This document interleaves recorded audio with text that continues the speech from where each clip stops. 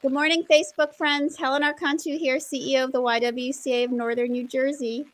Happy Monday. If you're in Northern New Jersey, it took a chilly turn again for us, which, right? I know. I was not, I'm not on board with that. Although I'm on board with seasons because of our want to keep our, get to our climate change issues for sure. But I was looking forward to spring and all the flowers popping and getting to there. But nonetheless, here we are. We are with a little chill here in Northern New Jersey today, but we're ready for a great week, and we're kicking it off with a really important conversation on YWTV. Again, my name is Helen Archontou. I'm the CEO of the YWCA of Northern New Jersey, and my pronouns are she, her, hers. And we are all in it, navigating our way through where we are, which is year 3 of living with the COVID-19 pandemic.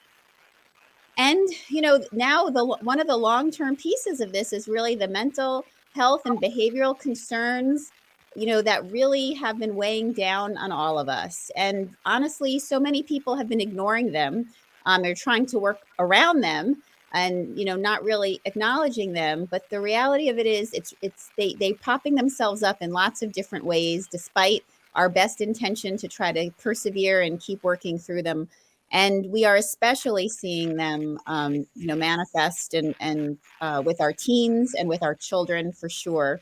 We know that mental illness can be harder to identify in our teens, especially because so often we think that kind of up and down of emotional stuff that can come, we think is just normal part of of one's teen experience and kind of gets written off that way. And so sometimes parents can't tell that their teens are really, really struggling. And so that's why we thought it was so important to have this conversation today and have with us mental health expert Lynette Sheard. She is going to help us understand how mental health affects our teenagers and the signs that parents and caregivers should be looking for. Before we jump into this really important conversation, I want to tell you a little bit about Lynette, who is just such an important part of our community, the work that she's doing. She's the Community Education Coordinator and Director of the New Jersey Mental Health Players, a highly successful and interactive community education program. It utilizes performance art as an advocacy tool to increase education and awareness and break the silence and stigma that often is associated with mental health concerns, for sure. She has worked with the Mental Health Association for over 15 years as a senior employment specialist, a career connections job coach, a staff development job coach, a staff development trainer, and a community educator. She is also the recipient of the APSE's Employment Professional of the Year Award for her successful employment outcomes and with multi-abled individuals. She is certified by Mental Health America as a trainer of mental health first aid for adults, older adults, and youth. And she is also certified in suicide prevention specialist and a crisis intervention team trainer. In addition to all of her mental health proficiency, she is also a sought-after public speaker and trainer, a TEDx host, and a mental health advocate who creates creative platforms to engage audiences. She is also a versatile vocalist, an actor, a producer, a director, and a vocal coach. And in 2017, she was inducted into the Encyclopedia of Newark Jazz. With all of that, we are so grateful that you could make the time to be with us this morning. Welcome, Lynette. Thank you for having me. It's you know what, and all that, I'm a mom and I'm a grandmom and I'm a daughter and I am an aunt. I am connected to family and friends and and during this time, as you mentioned, in the middle of a pandemic, possibly moving to an endemic, there's been so much change and so much transition that mental health, in a good way, there's good things that did come out of this, is now not such a taboo to talk about because we're kind of like maybe all in the same boat, but not in the same storm type of thing. Mm-hmm. So, so yeah, so this is a wonderful opportunity. And to talk about youth, I mean, yeah, could you imagine? I can't imagine going to school and doing everything in times like this. I don't know how they're doing it. They are so courageous. I have to agree on that last point, and I also want to lift up and appreciate that you shared your other roles as well, because it just, when we do talk about mental health, I mean, it's one of the things to remember that we are all juggling so many pieces of ourselves, and within that, that's what one of the reasons why it's so important for parents and caregivers to be listening today, because sometimes with all of that juggling, when we are seeing signs with our teens, we want to think that it's just normal growing up stuff, and we don't want to think that it's something more than that. um, and what that could mean. So it's so important to be having this conversation to help us kind of step back with the juggling, that we all do every day, so that we can kind of refocus for a moment and really look at, how are our kids doing and what might they need? And then most importantly, where are the resources? And thanks to the great work that you're doing, we know that some of them are right here in our community to share. Mm-hmm. So with that, let's talk a little bit. And you said it yourself just now. I mean, our youth are so brave. I mean, they are so brave navigating this time. It's unprecedented, as we keep hearing, the word over the last 3 years be used over and over again. There is no playbook to be able to coach our kids through this, because we have not been through it ourselves, to be able to give them tips. Can you Yeah. talk to us a little bit, to help us about mental health and the effect on teenagers, so that we can, help our parents kind of Absolutely. look at their kids and know what's going on? yeah, and you said it. You said it. The focus.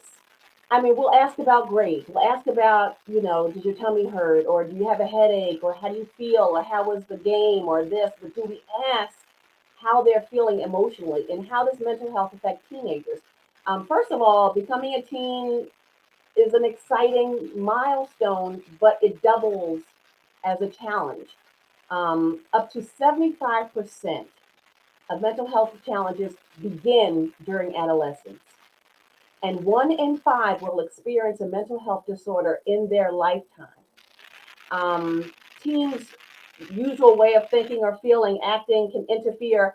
What a mental illness is something that interferes with their ability to simply live, laugh, love, and learn in their sense of normal.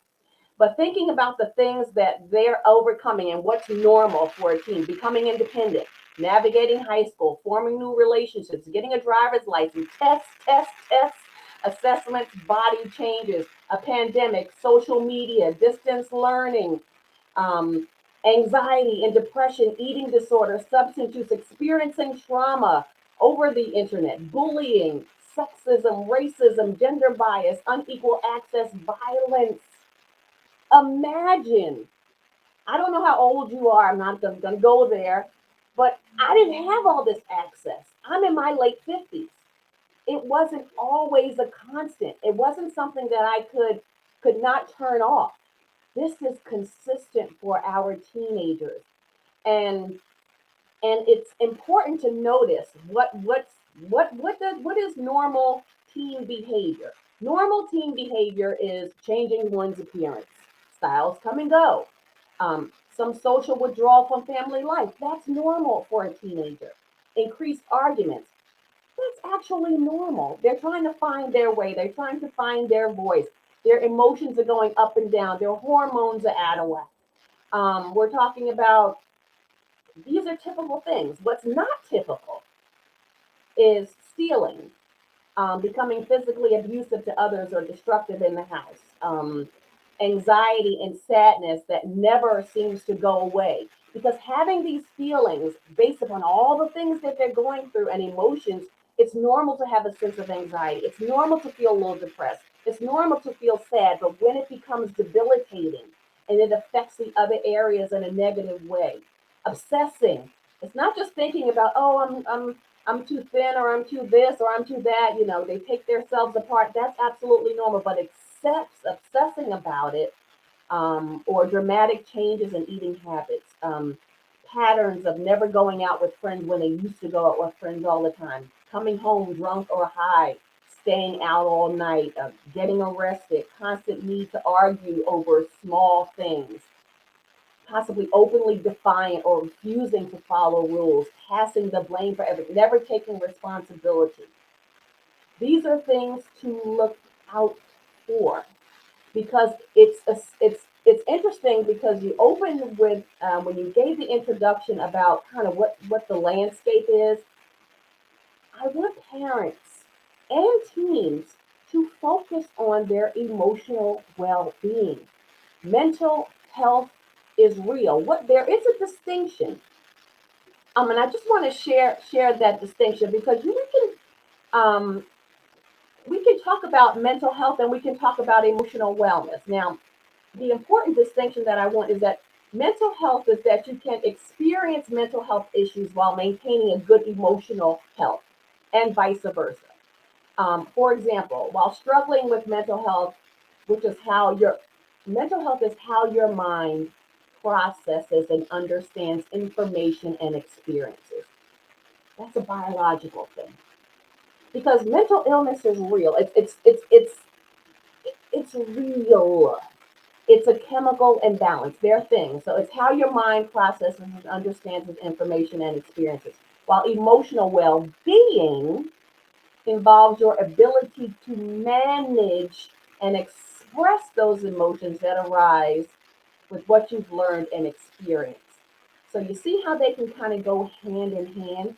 We can feel certain things even as adults, but how we process it and how we find coping skills to overcome and manage those things, they go hand in hand.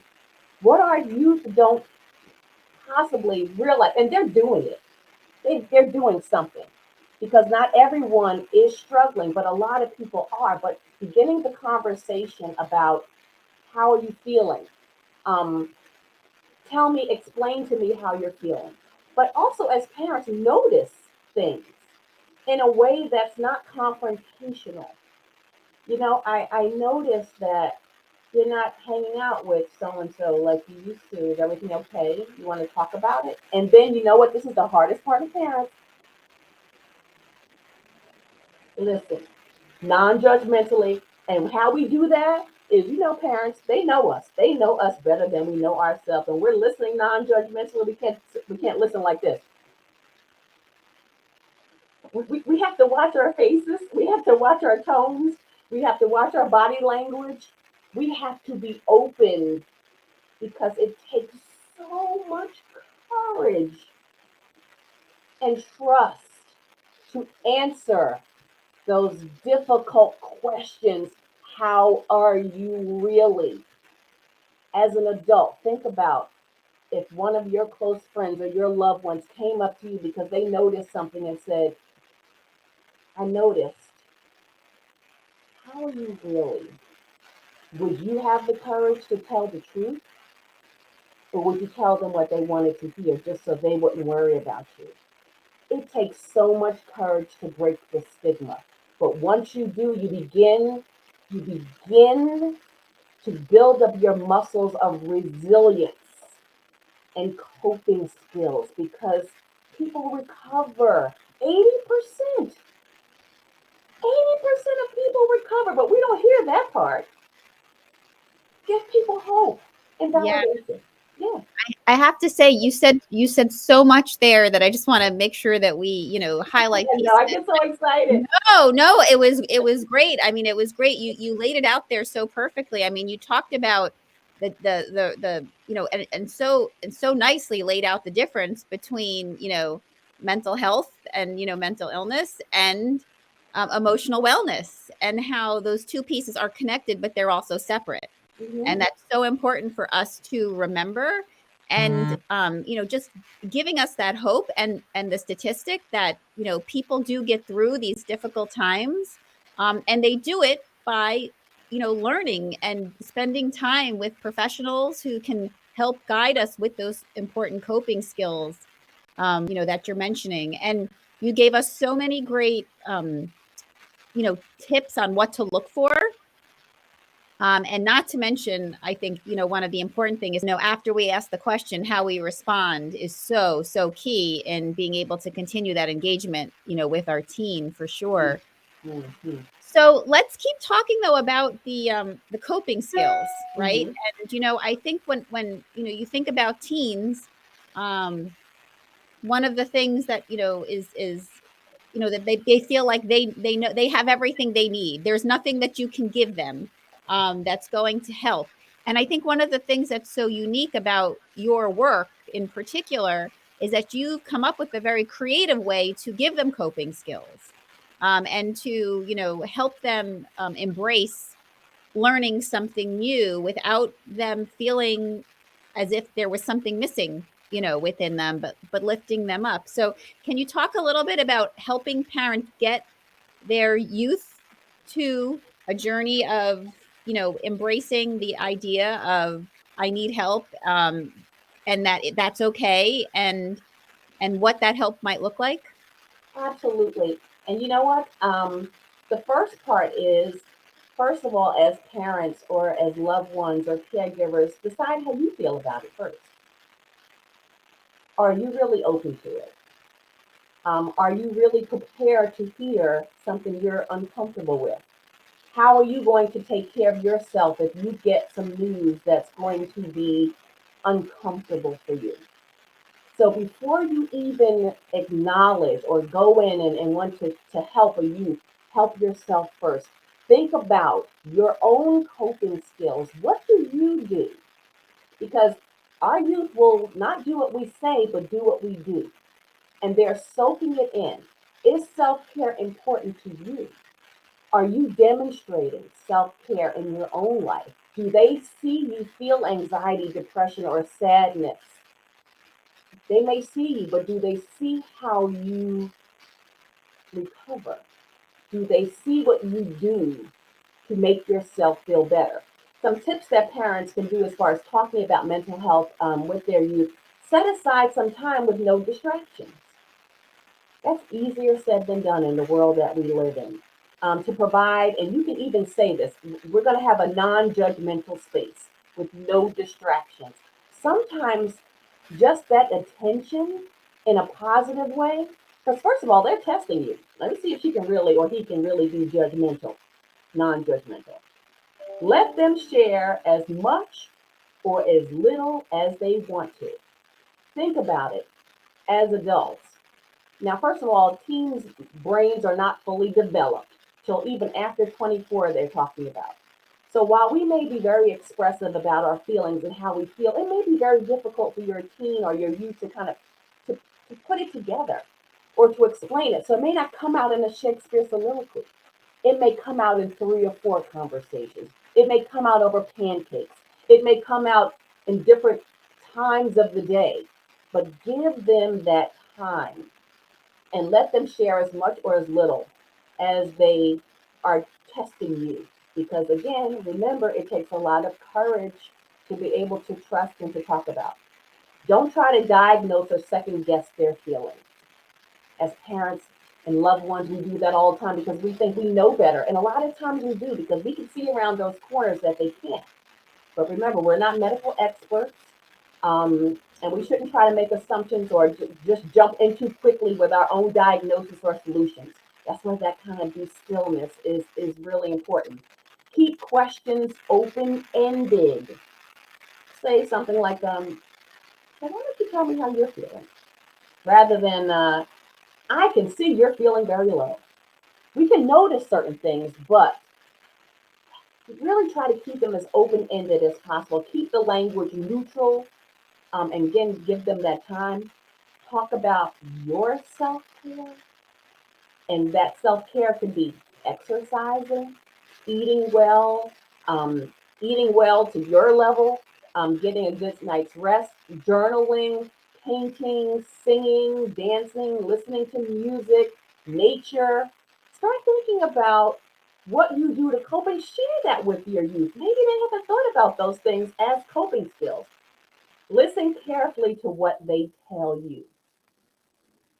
And that means reframing sometimes what they're telling you so that they know and you know so that you're hearing the right things. Because, as a parent or as a loved one or as an older person, we have our own filters and we want to go right to the solution.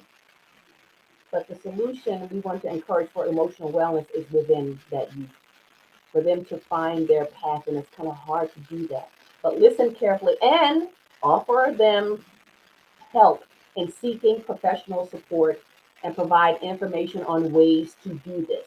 There's call lines, there's text lines. You break the stigma by offering this information. There's no shame in seeking support because what therapy will do is not um, highlight what's wrong with you, but protect what's right with you. Yeah. And so that you can understand how you're built, how your mind thinks, and how you can be able to recover from anything. So seeking help and letting them know that it's okay to Yeah. seek help, seek professional help is not a bad word. I have to say, where you started and where you ended, you really kind of brought us like all the way through that.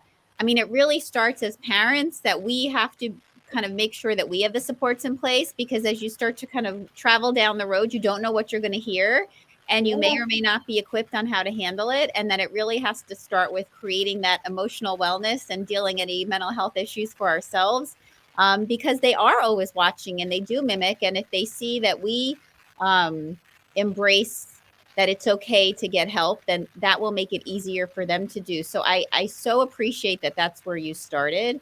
And you really brought us all the way through to, there are resources out there. There are resources out there. And there was so many great steps along the way, but you got us to the resources. So let's talk about that.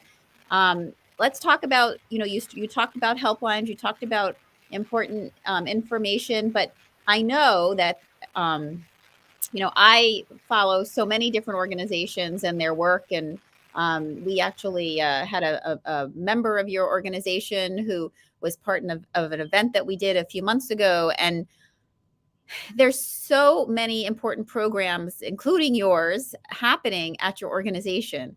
Can you talk to us a little bit about where we can go for services and help, and more specifically a little bit about your organization and your work there, so that we can check it out and learn more? absolutely. Thank you for the wonderful question. And I want to start with, before I go into the possible treatment options, because I don't think a lot of people really are aware of the different types of treatment options. People just think it's just kind of one way. We got to go to a psychiatrist. We got to go to a therapist. But as parents and loved ones, know your own limits. Sometimes there are things that we cannot fix and we don't know, and express your discomfort. I'm not sure, but we're going to figure this out together. But some treatment options to consider: individual psychotherapy, is one type of modality. Group therapy. Consider family therapy. There are different programs within the high schools or in the middle schools that are focused on emotional well-being. Um, and we know that there are barriers to a lot of these things. But as far as the Mental Health Association, we have free, at no cost, call lines, texting lines, free virtual groups. You don't have to be diagnosed with anything. You don't have to even give your name, and I can share that information. Well, one specifically, our call line is available 7 days a week, 8 a.m. to 8 p.m. at 866-202-HELP. You can be as young as 14 to call, and this is throughout the state of New Jersey.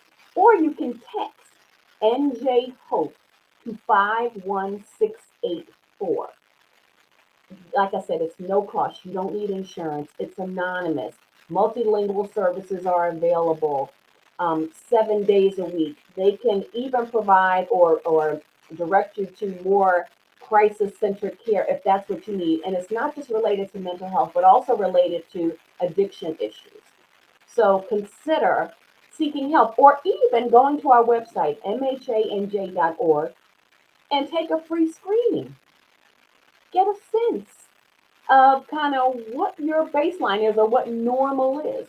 First of all, there's no such thing as normal. It's what's normal for you. But get a sense of the language. Start tracking your feelings and emotions when you notice certain things. Is it around a certain time of the month? Or is there a birthday? Or is it a season? Or is it something you ate? Didn't get enough rest the night before? Or you have a test coming? Start paying attention to when you're not feeling your normal and begin intentionally, as you mentioned, Helen, focus. Focus on your emotional well being because there is no health without mental health. You can be the strongest, as we saw in the Olympics this year. We saw some of the strongest athletes that had muscles in their pinky toes who could do these amazing things, but when your mind is not well, it doesn't matter. You can't be who you want to be. So these things, if it affects Olympians, of course it's going to impact all of us. So let's break the stigma and start looking into the different ways that you can at least introduce mental health into your own families, into your life, and talk about it freely, expressing your feelings and knowing that there are different levels of care and service and ways that you can connect to mental health support. But I encourage everyone, you can go to mhascreenings.org and take a free screening just to get a sense. You gave us so many great tools and techniques and tips there. For those of you that are watching, you see that the phone numbers that Lynette shared, the website, the links, they have all been passing by on the screen. We'll also be putting them in the comments for you so that you can follow up there as well. What a tremendous resource, though, that you can go right to their website and take a free assessment, a free confidential assessment to be that first step, just to give you some information and help you figure out where to go from there. And the beauty of that is, again, it is confidential.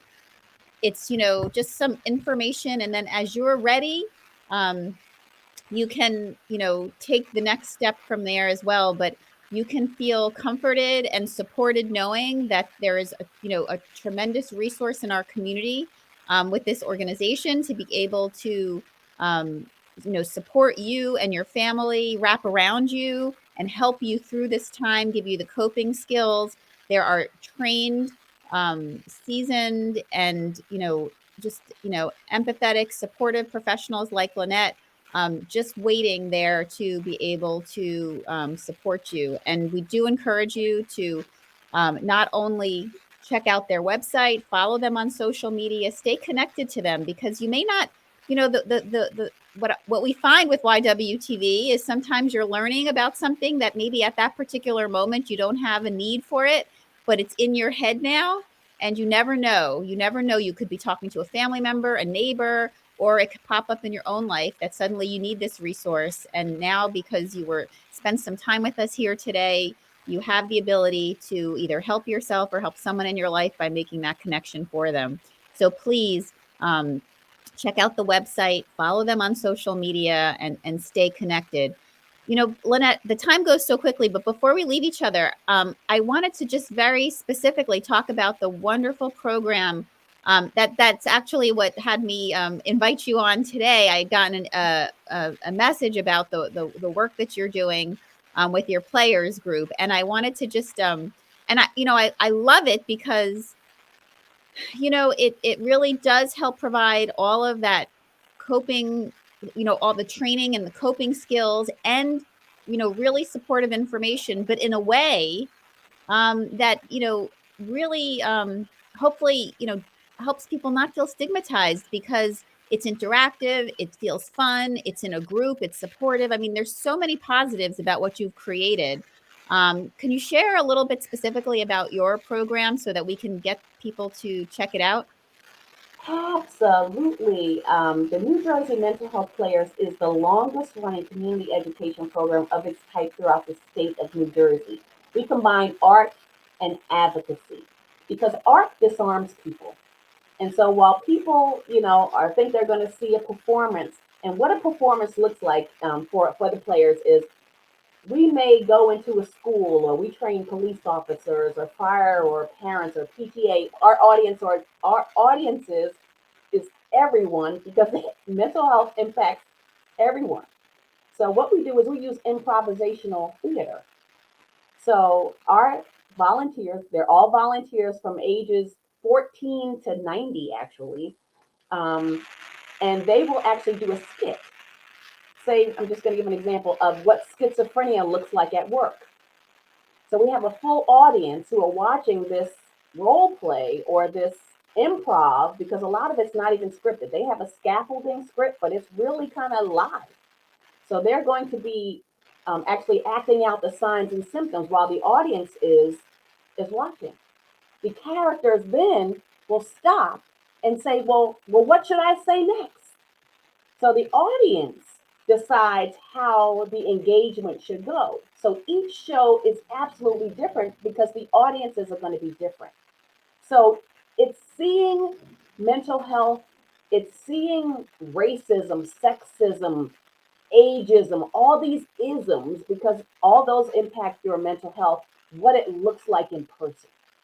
It's one thing to see it in a book or to read about it on social media, but when you see two people with beating hearts, you see them crying, you see them running away, you see that actual engagement, it affects you differently.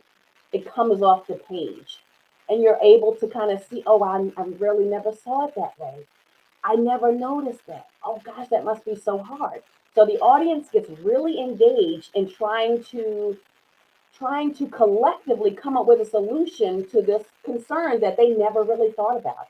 So we do that weekly, we do that monthly, we do that virtually, having what we call for our 2022 series, the Uncomfortable Change series, where we teach or we demonstrate uncomfortable conversations about racism, uncomfortable conversations about reentry into work, uncomfortable conversations about bullying and social media, uncomfortable conversations about sexism, uncomfortable conversations about pronouns. We have uncomfortable conversations through the use of dramatic arts. So we have scripts, and the audience, the virtual audience, will see this virtual conversation with sound cues and music and all this kind of stuff. And then the actor will say, well, should I call her back? Well, should I have said that? And then the audience anonymously is really, well, yeah, you should have called. Well, you should have said this, you should have said that. So in addition to all that fun and interactive that we do, we always give basic information related to the topic that we are presenting, and then some possible solutions and coping skills and resources based upon the local agency that we're working with. Wow. So we are open. We are at no cost to your organization. If you're interested in booking the New Jersey mental health players virtually or in person, you can contact me, and you can put this in at Sheard, or actually at mental health players at mhanj.org. Mental health players at mhanj.org. So we're going to put all these links in for our viewers too. When before we're done in the comments, we're going to put all the links to the websites, to the players.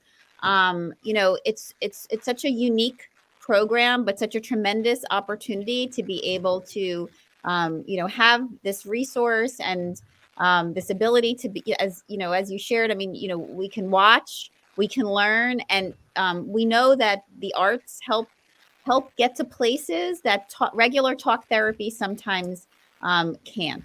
And so it's such an opportunity for us to really embrace and check out this amazing program that Lynette has, led and, brought and evolved to this great place. So I encourage everyone to do that, whether you check it out for yourself, for your family, share it with someone in your life, or connect with her to bring the program to your organization.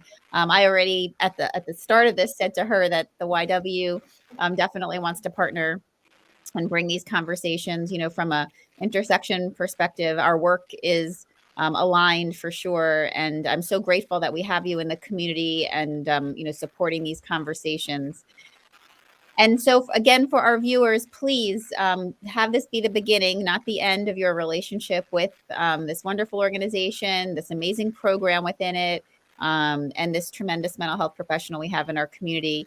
There's so much more to learn. This was just a short part of the conversation, but we're so glad you could start your week with us. and learn. And so with that, again, in our comments and as they've been flashing on the screen, the links so that you can stay connected.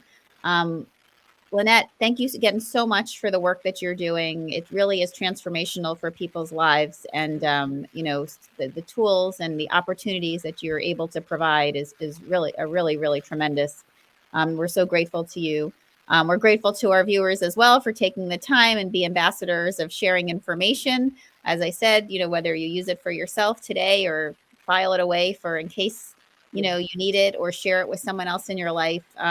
These programs really can save a life. And so it's really important to, to carry this information with you, because you never know when it can help. We have so many, another, 2 more great conversations this week. Obviously Thursday is when we share the mic now with Black women in our community and their stories. So please join us on Thursday. And on Friday, we have Tanisha Nash Laird, the president and CEO of the Newark Symphony Hall, with us to be learning about that great program. What better way to start the weekend? And so we are so happy to spend this time with you today. We wish everyone a wonderful week. Please, as I said, stay connected with Lynette, her organization and her program, and stay connected with us. We have the links here to the YW website. We have lots of great programs as we're closing out Women's History Month, still for you to join us for our networking event, to finish out our Women's Leadership Conference series. So many great programs going on for girls, for our seniors in our community, camps coming this summer, you name it. There's a lot going on at the YW. So check out our website, stay connected to us on social media, and we will see you again very soon. Be well, everyone. And thank you so much, Lynette, for sharing this important information with us today. We're so happy to have you in our community. Happy to be here. Thank you.